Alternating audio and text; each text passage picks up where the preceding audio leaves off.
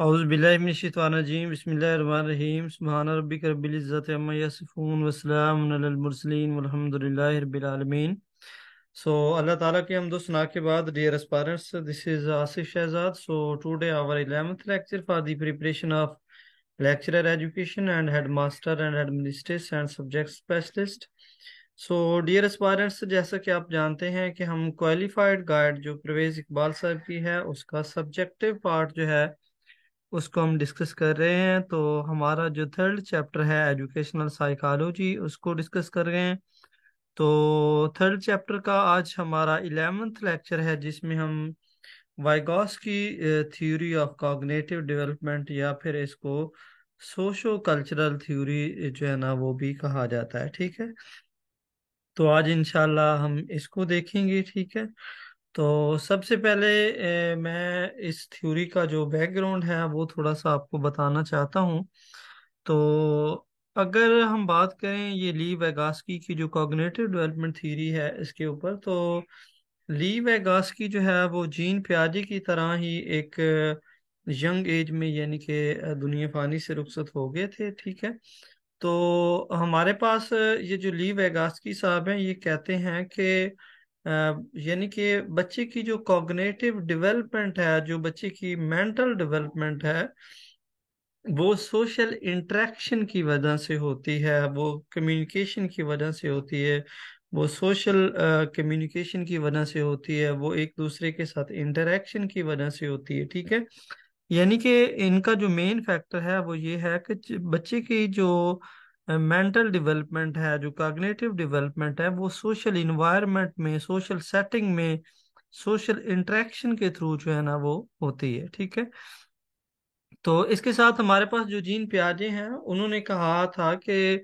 जो बच्चे की कॉग्निटिव डेवलपमेंट है वो जो फिजिकल इन्वायरमेंट है उसकी बेस पे होती है। ठीक है, यानी कि सेंसरी मोटर स्टेज में बच्चा अपने सेंसेस से चीज़ों को ऑब्जर्व करता है, चीज़ों को वॉच करता है, लिसन करता है, हेयर करता है।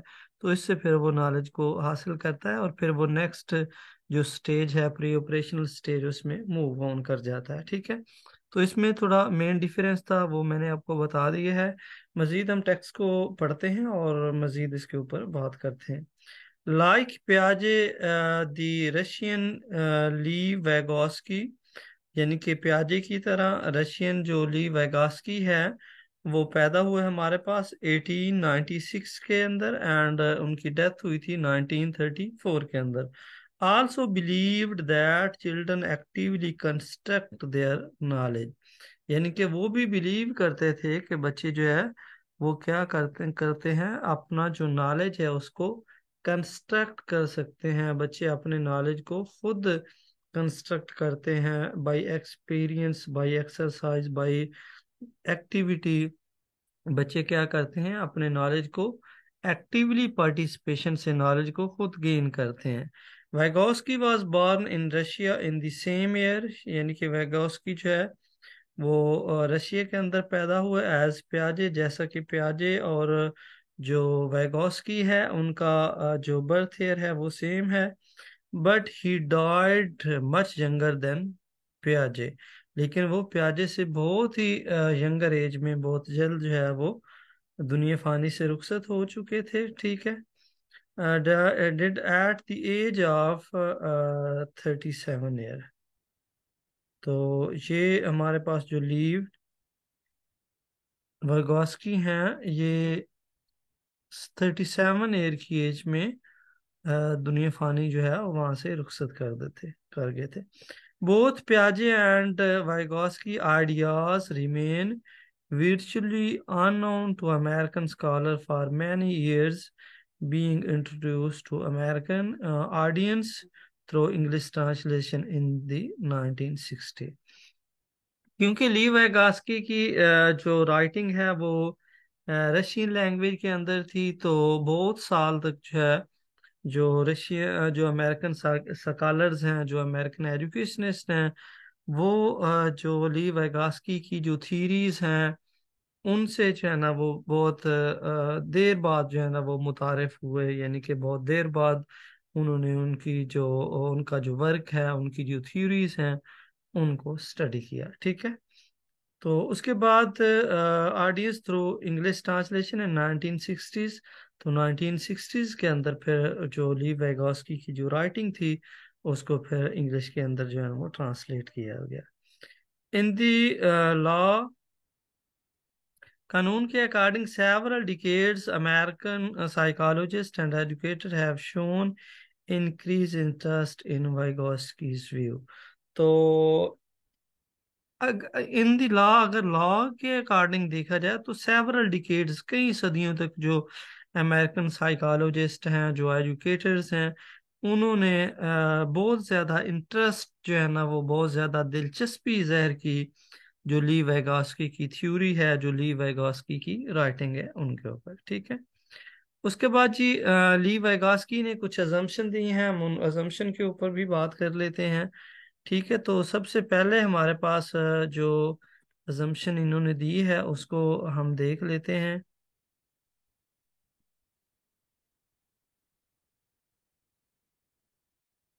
ओके जी, तो three claim capture the heart of Vygotsky view. तो वैगोस्की के नुक्ता नज़र को अगर देखा जाए तो इसके तीन जो है ना वो assumption इन्होंने दिए हैं। First one is there, Vygotsky taking taking a developmental approach means understanding the child cognitive functioning by examining its origin and transformation from earlier to later forms। यानी कि जो ली वेगोस्की है वो डेवलपमेंटल अप्रोच जो है उसको देखते हैं, उसको उसके बारे में अंडरस्टैंडिंग रखते हैं कि एक बच्चा जो है वो कैसे, उसका जो कॉग्निशन लेवल है, कैसे वो फंक्शनिंग करता है, कैसे काम करता है। हम उसको उसके जो काम करने का जो फंक्शन है उसको हम क्या करते हैं, उसके ओरिजिन को देखते हैं, और फिर कैसे एक जो इंडिविजुअल है एक स्टेज से दूसरी स्टेज में मूव फॉरवर्ड करता है। ठीक है, thus a particular mental act such as using inner speech cannot be viewed accurately in isolation but should be evaluated as a step in a gradual development process। ठीक है, तो ये ली वेगास्की जो है ना ये कहते हैं कि जो डेवलपमेंट का प्रोसेस है वो स्टेप बाय स्टेप नहीं है, बल्कि ये एक ग्रेजुअल डेवलपमेंट प्रोसेस है। यानी कि ऐसा ऐसा इंसान के जो माइंड है, इंसान की जो कॉग्निशन है, उसके अंदर अंदर डेवलपमेंट होती रहती है। ठीक है, सेकंड अजम्पशन में ये कहते हैं वेगास की second claim that they understand cognitive function, it is second necessary to examine the tool that mediate and shape it, led him to believe that language is the most important of these tools। तो second assumption में ये कहता है कि जो language है उसको बहुत ज़्यादा इम्पोर्टेंस हासिल है। लैंग्वेज को हम एज ए टूल यूज़ करते हैं किसी भी तरह की कम्युनिकेशन के लिए, किसी भी तरह की डेवलपमेंट के लिए, क्योंकि बच्चा जब भी सोशल इन्वायरमेंट में होता है, सोशल सेटिंग में होता है, तो वो एक लैंग्वेज के जरिए जो है ना वो कम्युनिकेट कर रहा होता है, और कम्युनिकेशन के जरिए फिर उसके अंदर डेवलपमेंट आ रही होती है। ठीक है, तो यहाँ पे ली वेगास्की जो है वो लैंग्वेज को एज ए ब्रिज यूज कर रहा है, as a source of knowledge जो है ना वो यहाँ पे यूज कर रहा है। Vygotsky argued that in early childhood, language began to be used as a tool, कि अर्ली चाइल्डहुड में बच्चा जो है वो लैंग्वेज को एज अ टूल यूज करता है, that help the child plan activity and solve problem, जो कि बच्चे को हेल्प प्रोवाइड करती हैं ताकि वो कोई एक्टिविटी को प्लान कर सके और अपने जो प्रॉब्लम्स हैं उनको सॉल्व कर सके। ठीक है, तो थर्ड नंबर पे जो अजम्पशन है उसके ऊपर हम बात कर लेते हैं। वाइगॉस की third claim that the skill cognitive skill originate in social relation and as inseparable from social and cultural।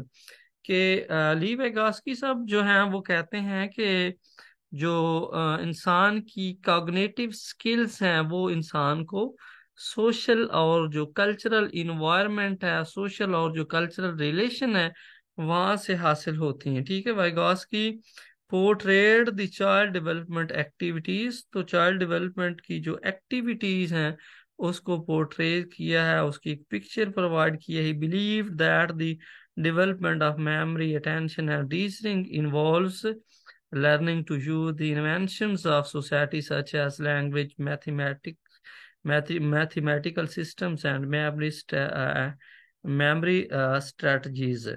यानी कि ली वेगास्की जो है ना वो कहता है कि अगर वो बिलीव रखता है कि हमने अगर बच्चे की मेमोरी की डेवलपमेंट करनी है तो उसके लिए क्या करना पड़ेगा, और और बच्चे को किसी भी चीज़ के लिए प्रॉपर अटेंशन, रीजनिंग, ये सारी चीज़ें इसके अंदर इन्वॉल्व होनी चाहिए। क्योंकि बच्चा जब एक सोसाइटी के अंदर रहता है तो वो वहाँ की जो लैंग्वेज है उसको अडॉप्ट करता है, जो मैथमेटिकल सिस्टम है, जो मेमोरी की स्ट्रेटजीज हैं, उन सारी चीज़ों को वो अपने सोशल इन्वायरमेंट से, सोशल सेटिंग से वो क्या करता है, हासिल करता है।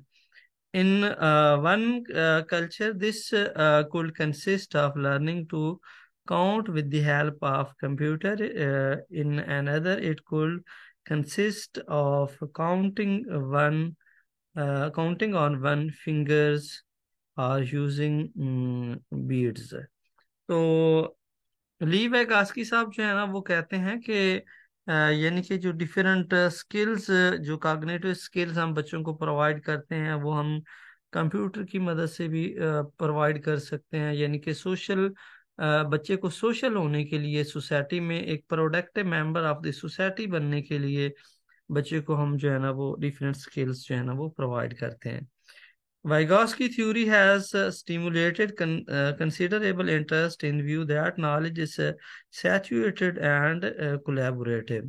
तो वाइगॉस्की की जो थ्योरी है वो इस बात के ऊपर ज्यादा जोर देती है कि हमने बच्चे को जो नॉलेज प्रोवाइड करना है या बच्चे को जो सिचुएशन देनी है वो कोलैबोरेटिव होनी चाहिए, कोऑपरेटिव होनी चाहिए। यानी कि बच्चे जो है ना वो सोशल इन्वायरमेंट में, सोशल सेटिंग में कोलैबोरेशन के साथ, कोऑपरेशन के साथ जो है ना वो एक दूसरे के साथ काम करें और एक दूसरे से लर्निंग करें।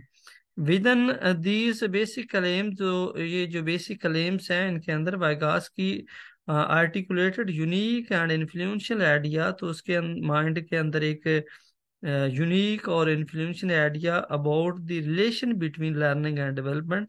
तो इससे लर्निंग और जो डेवलपमेंट है उसके दरमियान एक रिलेशनशिप जो है ना, एक करेक्ट रिलेशनशिप जो है ना वो कायम होता है।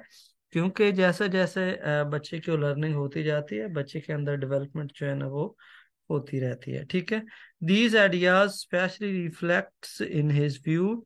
तो ये आइडिया, ये जो आइडियाज हैं इनको अपने पॉइंट ऑफ व्यू के अंदर वो जाहिर करता है। That cognitive function has social origin, कि जो भी इंसान का माइंड और मेंटेलिटी का जो फंक्शन है उसका जो बेसिक ओरिजिन होता है वो एक सोसाइटी के अंदर, एक सोशल जो सेटिंग होती है उसके अंदर मौजूद होता है। ठीक है, one of Vygotsky unique ideas was his concept to the zone of proximal guidance and assistance from. ठीक है, तो वाइगॉस्की की कुछ जो यूनिक आइडियाज हैं उनमें से कुछ जो कंसेप्ट हैं उनमें से एक जोन ऑफ प्रॉक्सिमल डेवलपमेंट आ जाता है, फिर गाइडेंस आ जाता है, और फिर असिस्टेंस आ जाता है, किसी को हेल्प प्रोवाइड करना आ जाता है।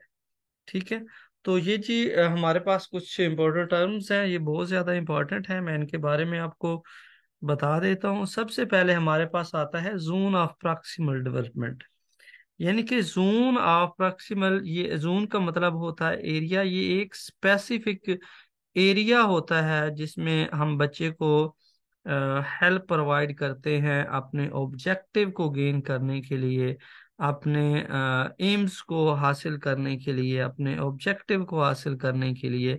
तो इसको क्या, इस एरिया को, वो जो स्पेसिफिक एरिया है जिसमें हमने बच्चे को असिस्टेंस प्रोवाइड की है, हेल्प प्रोवाइड की है, उस एरिया को हम क्या कहते हैं, जोन ऑफ प्रॉक्सिमल डेवलपमेंट कहते हैं। ठीक है, मैं इसकी एक एग्जांपल आपको देता हूँ। फॉर एग्जांपल, हम बच्चे को काउंटिंग जो है ना वो सिखाना चाह रहे हैं। ठीक है, 1 से लेकर 100 तक। तो 1 से लेकर 20 तक जो बच्चा है उसको काउंटिंग आती है, और 20 से लेकर हमने 100 तक बच्चे को लेकर जाना है।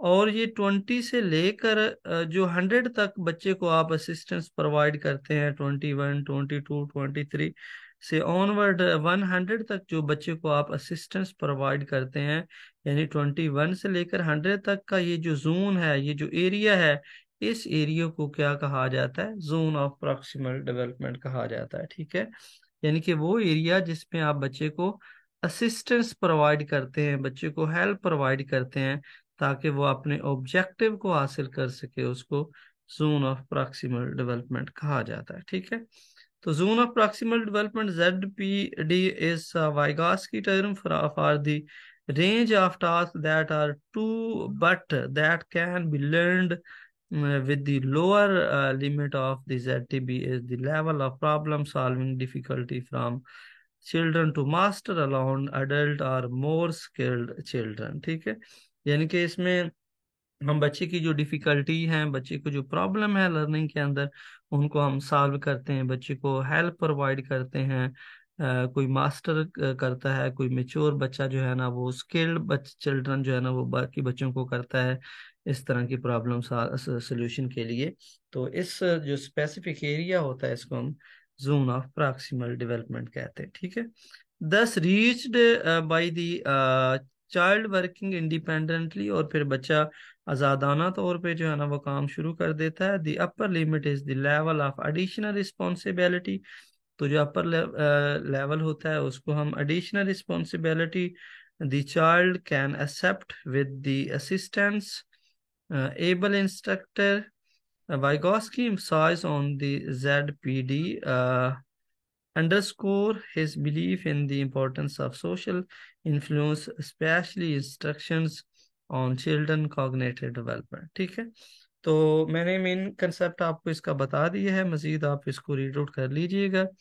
उसके बाद जी नेक्स्ट हमारे पास जो टर्म आती है वो है आती है स्कैफोल्डिंग। ठीक है, स्कैफोल्डिंग जो है ये ग्रेजुअल यानी कि removal of assistance is called scaffolding. ठीक है, स्कैफोल्डिंग की डेफिनेशन की अगर हम बात करें तो it is a gradual removal of assistant to the child, it is called scaffolding.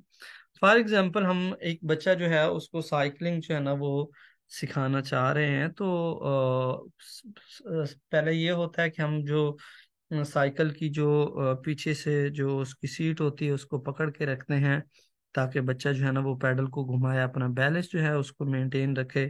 ठीक है, पहले हम दोनों हाथों से पकड़ते हैं, बच्चा जो है ना वो उसको चलाना स्टार्ट कर देता है, फिर बच्चा अपना जो बैलेंस है उसको मेंटेन कर लेता है, फिर बच्चा आहिस्ता आहिस्ता चलाना स्टार्ट कर देता है। तो हम क्या करते हैं, पहले दोनों हाथों से पकड़ते हैं, फिर हम आहिस्ता आहिस्ता जो है एक हाथ से पकड़ लेते हैं, फिर आहिस्ता आहिस्ता हम क्या करते हैं कि बिल्कुल छोड़ देते हैं, यानी कि आहिस्ता आहिस्ता ग्रेजुअली हमने जो बच्चे को असिस्टेंस दी होती है, जो हेल्प प्रोवाइड की होती है, उसको हम क्या कर देते हैं, रिमूव कर देते हैं। तो ये जो ग्रेजुअल रिमूवल ऑफ असिस्टेंस है इसको हम क्या कहते हैं, इसको हम स्कैफोल्डिंग कहते हैं। ठीक है, so closely like to the idea of zone of proximal development is the concept of scaffolding, a techniques of changing the level of sport। इनके एक ऐसी टेक्निक होती है जिसमें हम जो स्पोर्ट का लेवल होता है उसको चेंज करते हैं over the course of teaching session के दौरान। और मोर स्किल्ड पर्सन, या फिर कोई स्किल्ड पर्सन जो होता है, teacher are more advance pair of the child adjust the amount of audience fit the student current performance level. और फिर हम आहिस्ता आहिस्ता क्या करते हैं, उसकी जो गाइडेंस है, उसकी जो हेल्प है उसको हम रिमूव करते हैं ताकि वो करंट जो परफॉर्मेंस है वो दे सके। When the task the student is learning is a new, more skilled person might use direct instructions। तो जब एक स्टूडेंट जो है ना वो स्किल्ड हो जाता है तो फिर वो डायरेक्ट इंस्ट्रक्शंस के जरिए अपना जो काम है उसको परफॉर्म करता है। As the student competence increase less guidance is given, जैसे जैसे किसी भी स्टूडेंट की स्किल जो है वो इम्प्रूव होती है, वो कंपिटेंसी इंक्रीज हो जाती है उसकी, तो उसकी गाइडेंस में हम आहिस्ता आहिस्ता क्या कर देते हैं, कमी करते जाते हैं। ठीक है, इसके बाद जी नेक्स्ट हम मूव करते हैं, हमारे पास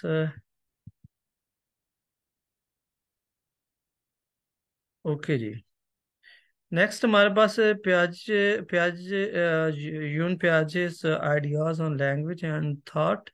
Vygotsky said that language, even it is earliest form, is socially based, whereas Piaget emphasized young children egocentric and non-social speech.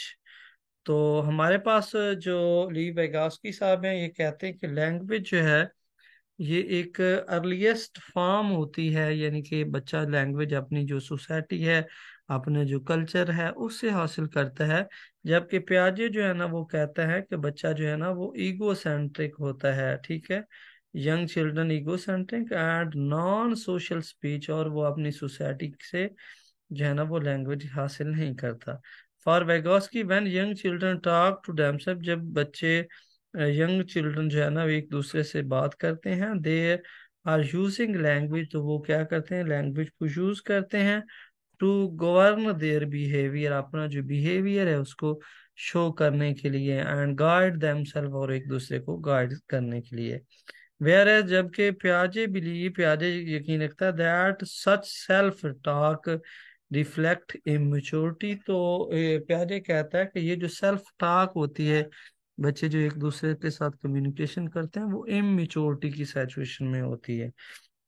Researchers have found support for Vygotsky's views of the positive role of private speech in children and development. तो Vygotsky जो है, Vygotsky के view के according अगर देखें, view of the positive role of private, तो बच्चों की जो प्राइवेट स्पीच होती है, बच्चों की डेवलपमेंट के अंदर उसका एक पॉजिटिव रोल होता है, ठीक है।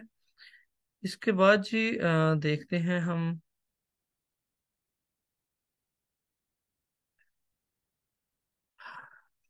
ओके जी।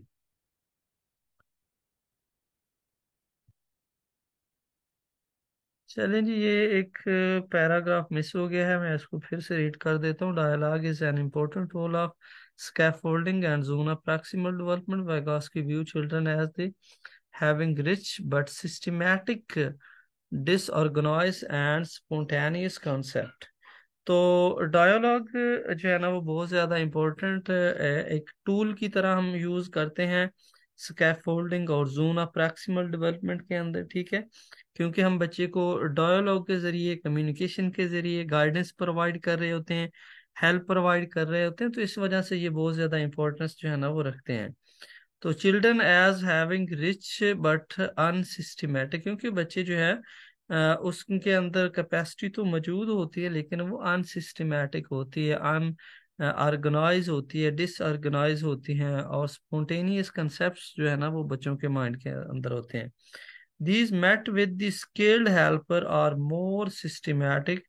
तो ये जो स्किल्स होती हैं वो हेल्पर की मदद से, यानी कि टीचर की मदद से, एक्सपर्ट्स की मदद से उनको systematically logical and rational concept जो है ना वो बनाया जा सकता है।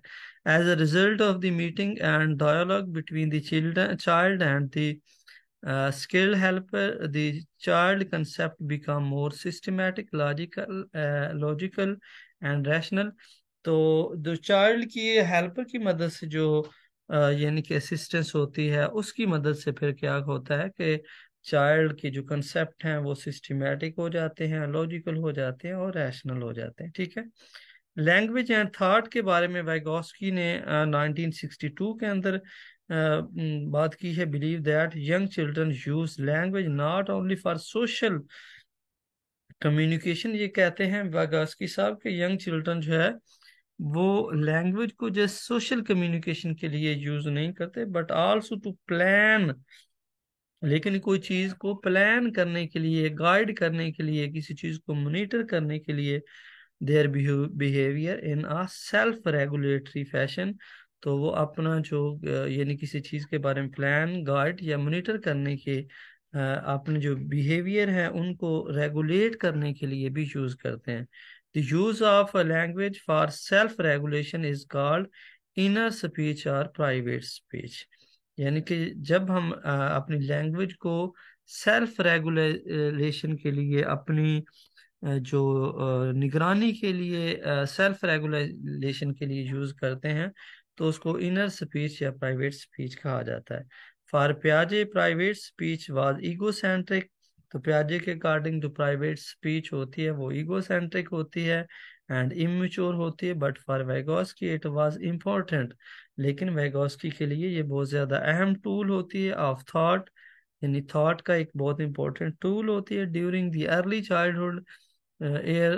बचपन के जो अर्ली बचपन होता है उसके दौरान वैगोस्की व्यूज से चैलेंजेस, तो वैगोस्की के कुछ जो चैलेंजेस हैं उनके ऊपर भी हम बात करते हैं।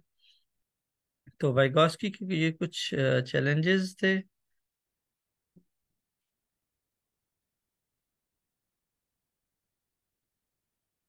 उनके ऊपर भी हमने क्योंकि प्रीवियस में इससे पहले स्लाइड थोड़ी मिस हो गई थी तो हमने बात कर ली है।